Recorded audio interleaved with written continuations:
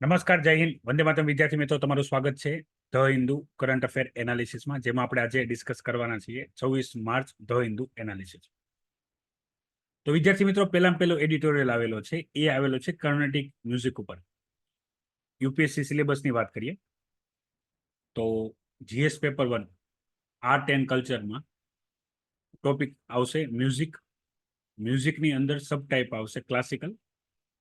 ક્લાસિકલની અંદર આવશે Hindustani music and કર્ણાટિક music.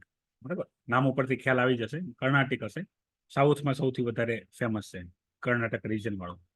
Specialise main academy છે જે મ્યુઝિક માટે કામ કરે છે, એ છે મદ્રાસ, જ્યાં આ સંગીતને વધારવામાં આવ્યું છે. હવે આના અંદર આપણને જે હિન્દુસ્તાની અને કર્ણાટિક મ્યુઝિક વચ્ચે ડિફરન્સ શું છે, પછી દરેક મ્યુઝિક સિસ્ટમમાં હિન્દુસ્તાની મ્યુઝિક સિસ્ટમ હોય, કર્ણાટિક મ્યુઝિક સિસ્ટમ હોય, એમાં કોનું પ્રદાન વધારે છે, કયા ઘરાણા છે જે હજી આ મ્યુઝિકને શીખવાડે છે અને એનો પ્રયોગ કરે છે. અને આપણે ઘણા બધા અત્યારે આપણને આમાં ડિફરન્સ કંઈ ખબર હોતા નથી. બરાબર, આપણા માટે મ્યુઝિકમાં જ્યાં સુધી તમે ટાઈપ ઓફ મ્યુઝિક નહીં સમજો, બંધાની અંદર ડિફરન્સ શું હોય એ તમને બેઝિક આઈડિયા નહીં આવે, ત્યાં સુધી તમને કર્ણાટિક મ્યુઝિક અને હિન્દુસ્તાની મ્યુઝિકમાં શું ફરક હોય એ નહીં ખબર.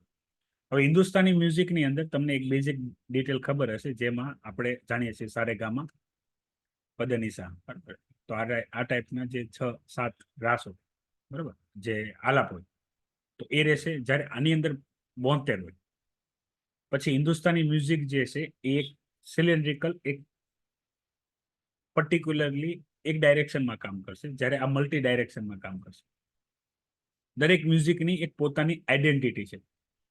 બરાબર, આપણે મોસ્ટ ઓફ કેસમાં અમુક વસ્તુ આપણને નથી સમજાતું, આપણને શાસ્ત્રીય સંગીત લાગતું હોય છે. બરાબર, પણ એવું નથી. મેજર રાગ્સ અને એના જે કમ્પોઝિશન હોય, મતલબ જે મ્યુઝિક આર્ટિસ્ટ હશે એને એમાં ડિફરન્સ ખબર પડશે. હવે આમાં મ્યુઝિક રિલેટેડ તમને ફિલ્મ્સમાં ડાયરેક્ટલી જે ક્વેશ્ચન આવશે એ આવશે ઘરાનાને લઈને. કોણ કોણ હજી આની અંદર શીખે છે, હજી ક્યાં ક્યાંનો પ્રયોગ થાય છે, એનાથી વધારે નહીં.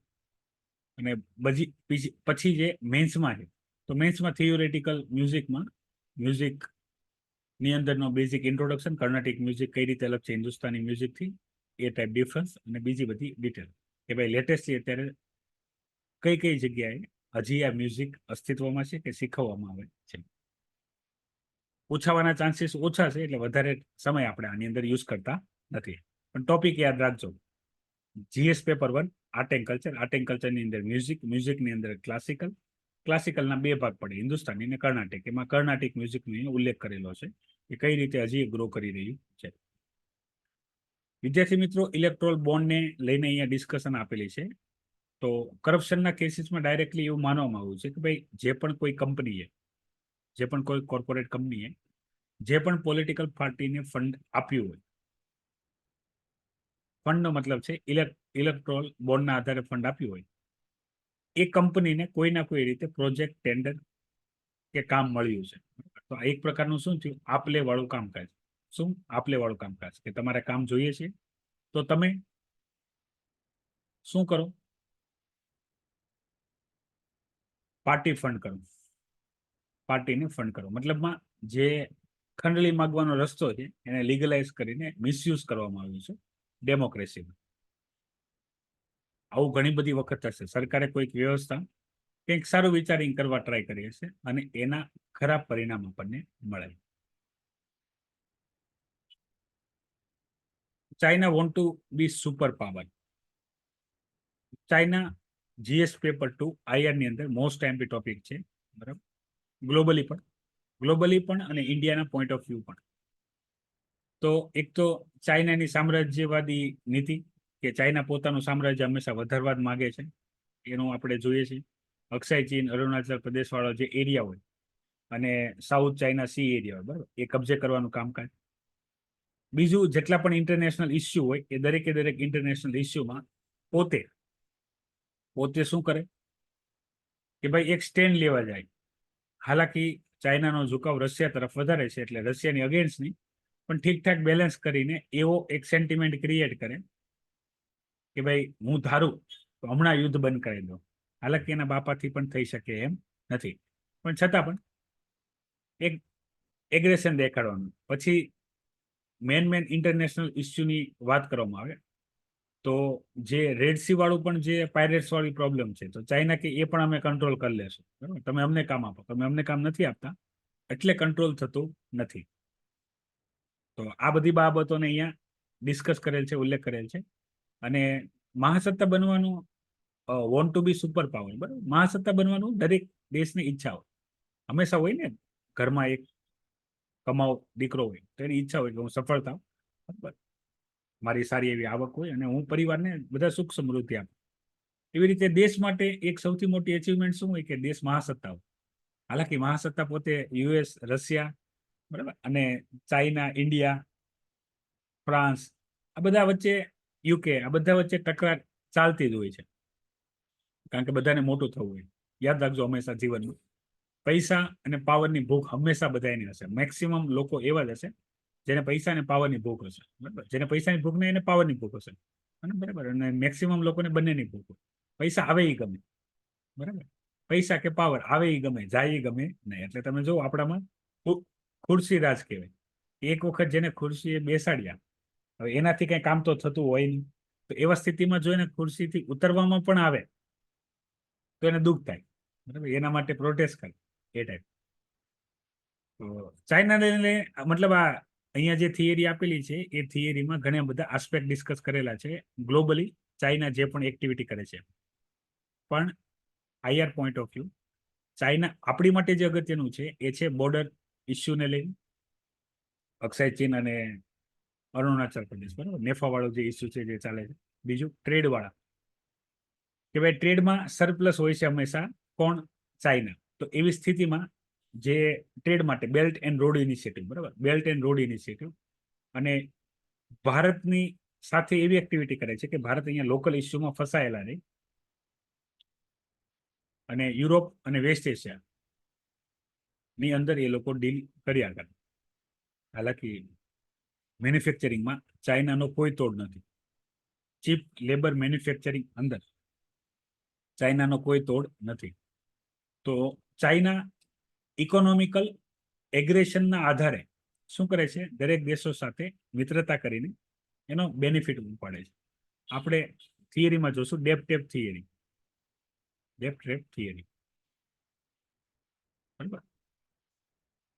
પછી સ્લાઇસ કટ, બધું ચાઇનાની રણનીતિઓ છે જેના દ્વારા એ બધા એરિયા કેપ્ચર કરે છે. સાઉથ ચાઇના સીમાં આપણે હમણાં ડિસ્કસ કરી અને આપણે કરંટ અફેર સ્ટેટસમાં પણ શેર કર્યું હતું કે ભાઈ કૃત્રિમ આઇલેન્ડ બનાવે છે સાઉથ ચાઇના સીની અંદર, કે જેથી એ આઇલેન્ડ ઉપર એની મિલિટરી પ્રેઝન્ટ રહે અને પછી ભવિષ્યમાં આજની એ ક્રમિક પ્રોસેસ હોય.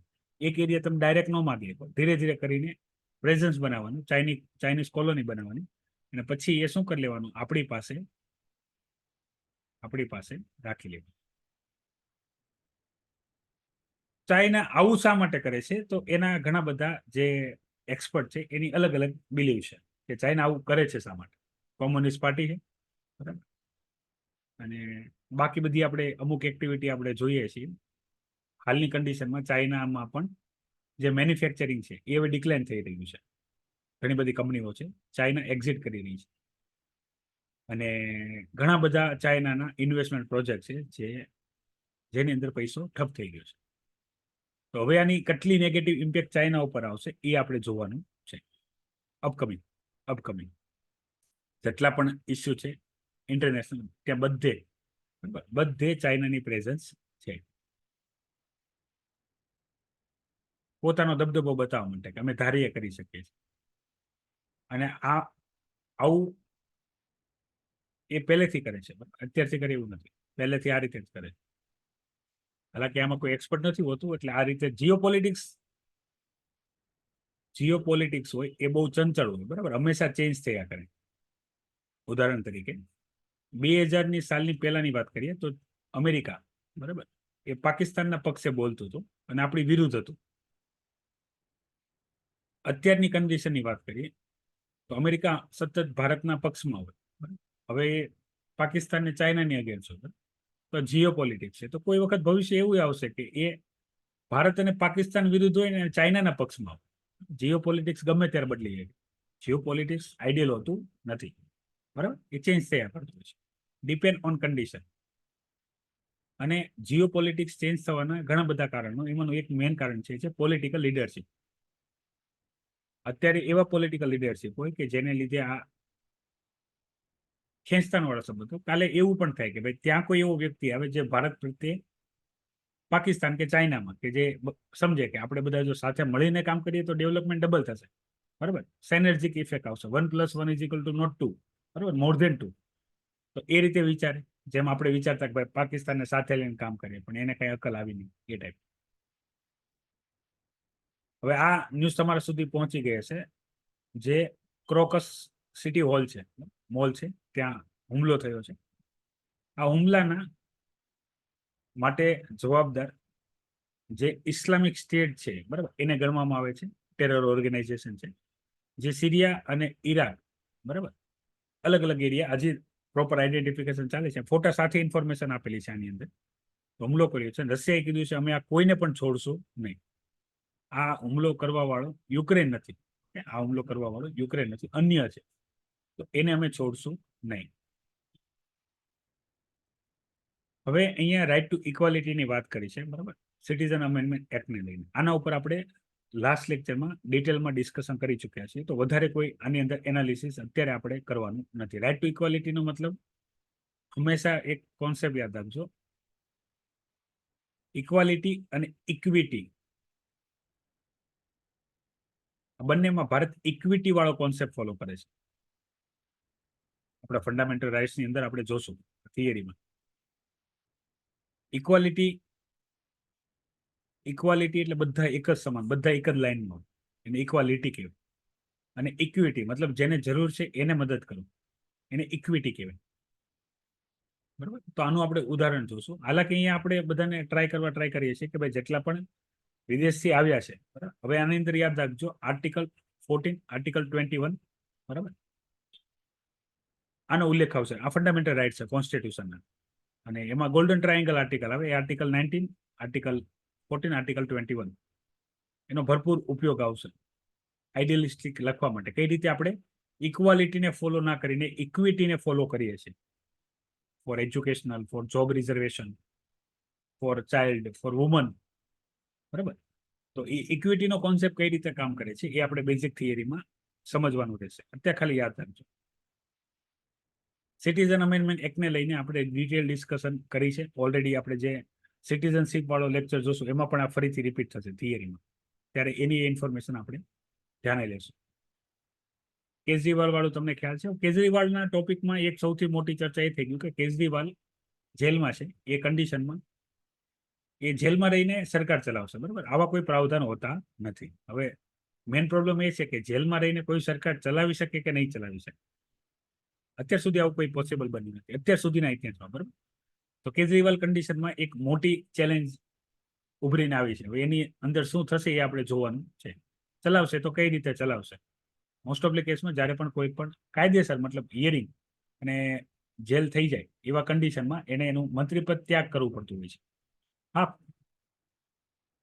રેઝિગ્નેશન આપશે પછી એની જગ્યાએ બીજા કોઈ વ્યક્તિ મંત્રી બનશે, પણ જેવા પછી છૂટી જાય તે ફરીથી મંત્રી બની શકે છે જો એની ઠીકઠાક પ્રેઝન્સ હશે તો, પણ આનું નહીં. અને આ બધી જે ચર્ચા સોશિયલ મીડિયા ઉપર ચાલતી હોય એમાં તમારે કોઈ પણ પ્રકારનું પાર્ટિસિપેશન કરવાનું નથી. ઇલેક્શનમાં બધું રાજ રમતો, ઓકે, એને ચાલુ રહ્યા છે. આપણા માટે ડાયરેક્ટલી પૂછાશે નહીં. હવે અહીંયા આપણે સિંગાપોર સાથે બાયલેટરલ ટ્રાયસ કરીએ છીએ. તો જયશંકરજી એશિયન કન્ટ્રીના વિઝિટમાં છે.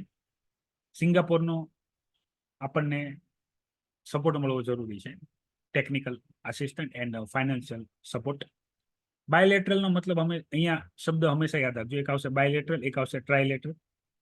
બાયનો મતલબ થાય બે, બે મતલબ અહીંયા બે કોણ છે? તો ઇન્ડિયા છે અને સિંગાપોર છે આમને સામે. ટ્રાયલેટર એટલે ત્રણ, કોઈ ત્રીજું પણ હોય. આપણે બધા શું કરીએ? ભેગા થઈને એક એગ્રીમેન્ટ કરીએ, જેને ઇન્ટરનેશનલની ભાષામાં MOU કહેવાય છે, મેમોરેન્ડમ ઓફ અન્ડરસ્ટેન્ડિંગ, બરાબર, MOU. તો આની અંદર આપણે શું કરીએ કે ભાઈ આપણે એક પ્રકારની સંધિ કરીએ કે ભાઈ તમારે જે પણ વસ્તુની જરૂર હોય, બરાબર, એ તમે અમારી પાસેથી લેજો, અમારે જરૂર હશે એ અમે તમારી પાસેથી લઈશું પ્રાયોરિટીમાં. પ્રાયોરિટીનો મતલબ શું છે કે ભાઈ માની લો કે ભાઈ તમારે મરી મસાલા લેવા છે તો ભારત આપે છે, અન્ય દેશો પણ આપે છે, પણ તમારે બનતી કોશિશમાં ભારત પાસે ખરીદવા. પછી અમારે કોઈ ટેકનિકલ ઇક્વિપમેન્ટ, બરાબર, મશીનરી, અમુક પાર્ટ્સ, રો મટીરિયલ, આવું કંઈ પણ અમારે જરૂર હશે તો અમે તમારી પાસેથી ખરીદીશું, જેથી આપણા બેના ટ્રેડ વધે, આપણને વધારે બેનિફિટ મળે. એ રીતે આપણે કામ કરશું. તો સિંગાપોર છે, આની પછીની જે ડિસ્કશન છે એ છે ફિલિપિન્સ સાથે. ફિલિપિન્સ સાથે આપણે ડિફેન્સ ડીલ વધારે કરવા ટ્રાય કરીએ છીએ કે ભાઈ તમને કોઈ ચાઇનાથી સમસ્યા હોય તો આપણે ડિફેન્સ તમને આપવા તૈયાર છીએ. બરાબર, આ રીતે ભારત શું કરી શકાય છે, તો મિત્ર દેશો બનાવીને ઇકોનોમિકલી, બરાબર, પછી કલ્ચરલ આપણા બધા એકબીજાની સાથે કનેક્શન હોય છે, રિલિજિયસ, કલ્ચરલ, ઇકોનોમિકલ, ડિફેન્સ, બરાબર, પછી દુશ્મન દોસ્ત, એ ટાઈપ. તો આ અંતર્ગત આપણે વધારે, જો કે આપણું ફોકસ ઇકોનોમિક છે, આપણું ફોકસ કોઈ વોર નથી અથવા કોઈને ઉતારી પાડવું કે કોઈને દેખાડી દેવું એવું નથી, પણ સારા સમયમાં ખરાબ સમય માટે તૈયારી કરી રાખવાની કે જેથી ખરાબ સમય આવે ત્યારે આપણે એનું પ્રોપર ક્રિયાન્વયન કરી શકીએ. હવે બિગ ટેક કંપની અગેન્સ્ટ, બરાબર, જે કોમ્પિટિશન કમિશન ઓફ ઇન્ડિયા છે એનો ઓલરેડી કેસ ચાલે છે. હવે આવી સેમ મુહિમ યુરોપિયન યુનિયનમાં પણ શરૂ થઈ ગઈ છે, બરાબર. બિગ ટેક કંપની મતલબ અહીંયા ગૂગલ, ફેસબુક, આની બધી ચર્ચા છે, કારણ કે તમે જુઓ ગૂગલ ધારે તો આખું એન્ડ્રોઈડ સિસ્ટમ બંધ થઈ શકે. આપણે હમણાં જોયું હતું એપ્લિકેશનને લીધે લઈને, તો એ ધારે તો ગમે ત્યારે બંધ કરી શકે છે, તેની મોનોપોલી કહેવાય. મોનોપોલી ભારતમાં રોકવા માટે કોમ્પિટિશન કમિશન ઓફ ઇન્ડિયા છે, બરાબર, પોલિટીનો ટોપિક છે, પૂછાઈ શકે છે. અત્યાર સુધી ચર્ચામાં નતો, હવે ચર્ચામાં છે. તો કોઈ મનમાનીનો, મોનોપોલી મતલબમાં જેની મોનોપોલી હશે મનમાની કરી શકશે, પોતાના ઈચ્છા અનુસાર કામ કરી શકશે. મતલબ આપણે દૂધની બોટલ હોય, દાખલા તરીકે દૂધની બોટલના 22 રૂપિયા ભાવ છે, તે 30 રૂપિયા લઈ શકે છે. કઈ કન્ડિશનમાં? એની સિવાય કોઈ પણ વ્યક્તિ દૂધ વેચતો ના હોય તો. એટલે મોનોપોલીની અગેન્સ્ટ છે ભારતમાં. યાદ રાખો, નફાખોરી પ્રમોટ કરવામાં આવતી નથી, બનતી કોશિશ. હાલાકી નફાખોરી અમુક સેક્ટરને બાદ કરીને છે પણ નહીં, તો એવા સ્થિતિમાં એને કંટ્રોલ કરવાનું કામ કરે છે. અને આ સેમ વસ્તુ અત્યારે યુરોપિયન યુનિયનમાં પણ શરૂ થઈ છે, બરાબર. તો આનો ઓલ્ટરનેટિવ શું? તો આનો ઓલ્ટરનેટિવ કંપની સાથે બાંધવાનો નથી, આનો ઓલ્ટરનેટિવ છે તમે સેમ ટેક કંપની ઊભી કરો. જેમ કે આપણે ટેલિકોમ સેક્ટરનું ઉદાહરણ લઈએ તો ટેલિકોમ સેક્ટરમાં, પ્રાઇવેટ સેક્ટરમાં જીઓ છે, વીઆઈ છે, ભારતી એરટેલ છે, મતલબ એરટેલ છે, આ લોકોના પ્રાઇસ વધારે છે, એ હજી વધી શકે છે. કઈ કન્ડિશનમાં? જો ભારતનું બીએસએનએલ બંધ થઈ જાય તો. હાલાકી બીએસએનએલ કોઈ યુઝ નથી કરતા ગામડા વાળાઓ સિવાય, ઘણા સિટીમાં કરે છે ટ્રાન્સપોર્ટેશન. અમુક એરિયા એવા છે જ્યાં ખાલી બીએસએનએલ ના ટાવર આવે. તો બીએસએનએલ સરકારી છે, મોનોપોલી ક્રિએટ ન થાય એટલે સરકારની પ્રેઝન્સ હંમેશા હોવી જોઈએ. જો સરકારની પ્રેઝન્સ નીકળી જાય અને કોઈ સેક્ટરમાં કોઈ પ્રાઇવેટ કંપનીની મોનોપોલી થઈ જાય તો એ મન ફાવે ભાવ લેશે, બરાબર. તેમાં પબ્લિક, યાદ રાખજો, મોનોપોલીમાં કંપનીને લાભ છે, કંપની કે જે પણ કોર્પોરેટ હોય, જે પણ સર્વિસ આપતું એને લાભ છે, અને કોમ્પિટિશનમાં ગ્રાહકને લાભ છે. એટલે હંમેશા યાદ રાખજો, એક પ્રોડક્ટિવ માર્કેટમાં કોમ્પિટિશન હંમેશા ક્વોલિટી સુધારવામાં અને પ્રાઇસ ઘટાડવામાં અગત્યનો ભાગ ભજવે છે. આનો બેઝિક ડિફરન્સ એવું સમજો, 100 રૂપિયાથી ચપ્પલ શરૂ થશે કે 1000 રૂપિયા સુધી મળશે, તો તમારે નક્કી કરવાનું તમારે કયા લેવા છે. આ ટાઈપ. તો એની ઠીકઠાક કોમ્પિટિશન બનાવવા માટે કામ કરવામાં આવે. હવે અહીંયા રોબુસ્ટ કોફીની પ્રાઇસ ઓલ ટાઈમ હાઈ છે, બરાબર. આ ભારતના પોઝિટિવ માટે અગત્યની છે, કારણ કે મેક્સિમમ આપણે આને એક્સપોર્ટ કરીએ છીએ, પણ જેનો યુઝ ઇન્ડિયામાં જેટલો થાય છે અરેબિકા કોફીના અંદરમાં, એમાં નુકસાન છે, બરાબર. તો કોફીમાં આપણી માસ્ટરી છે, હાલાકી અન્ય દેશોની છે પણ આપણી વધારે છે. કર્ણાટક જે ફેમસ છે, બરાબર, કર્ણાટકની જે જીડીપી છે એ ટોટલ કોફી, મરી મસાલા અને એગ્રીકલ્ચર પ્રોડક્ટ ઉપર છે. ભારતમાં એવું ઘણું બધું જોશે, અમુક રાજ્ય અમુક બાબતમાં પાછળ હશે, અમુકમાં આગળ હશે. જેમ કે કોઈ રાજ્ય એવું હશે કે ત્યાં સર્વિસ સેક્ટર બહુ આગળ હશે તો એગ્રીકલ્ચર પાછળ હશે, કોઈ જગ્યાએ સર્વિસ સેક્ટર એગ્રીકલ્ચર બે પાછળ હશે તો મેન્યુફેક્ચરિંગ આગળ હશે. અને આપણે ઓવરઓલ પિક્ચર આપણે જોવાનું હોય છે યુપીએસસીમાં. જીપીએસસીમાં આપણે રાજ્ય વાઇઝ ડેટા પણ આપણે જોશું, જે તમને કામ લાગે. આ એ લોકો છે જેને એટેક કર્યો હતો, બરાબર. મતલબ બહુ ગંભીર માર મારવામાં આવ્યો છે અને આ જે છે એ મોલ જેના ઉપર એટેક કરવામાં આવ્યો હતો 26/11 જેવી સેમ કન્ડિશન હતી, બરાબર. રશિયા છોડશે નહીં, આના માટે જે પણ જવાબદાર હશે. રશિયાનો પણ એક બહુ મોટો ખોફ છે ગ્લોબલમાં, કે ભાઈ ઠીક છે, આ જે રીતે થયું હોય આની સચ્ચાઈ શું હશે એ પણ બહાર આવશે અને આના જે કરનાર હશે, બરાબર, એને પણ સજા આપવામાં આવશે, જે રશિયાએ કમિટમેન્ટ કરેલું છે અને કરશે પણ. આવો એક જૂનો ઇતિહાસ ઇઝરાયલનો છે, બરાબર. ઇઝરાયલ પ્લેન હાઇજેકિંગ વાળો, એના ઉપર આખી એક મૂવી હોત છે. મોસાદ એનું મેન સિક્યુરિટી સંગઠન છે, એને લઈને. તો આ છે 26 માર્ચ વાળું ધ હિન્દુ એનાલિસિસ, બરાબર. 27 માર્ચ વાળું જે ધ હિન્દુ એનાલિસિસ છે એ બહુ અગત્યનું છે. અનએમ્પ્લોયમેન્ટ ને લઈને ઘણા બધા ડેટા છે, એ આપણા માટે કામના થશે. નેક્સ્ટ લેક્ચરમાં આપણે જોશું, પણ અચૂક હાજર રહેજો બધા. ફરીથી એકવાર તમારાથી વિદાય લેવા પહેલા કોઈ પણ ડાઉટ કે કોઈ ક્વેશ્ચન હોય તો કમેન્ટ કરી શકો છો. નહીં તો લેક્ચરને વિરામ આપીએ. જય હિન્દ, વંદે માતરમ.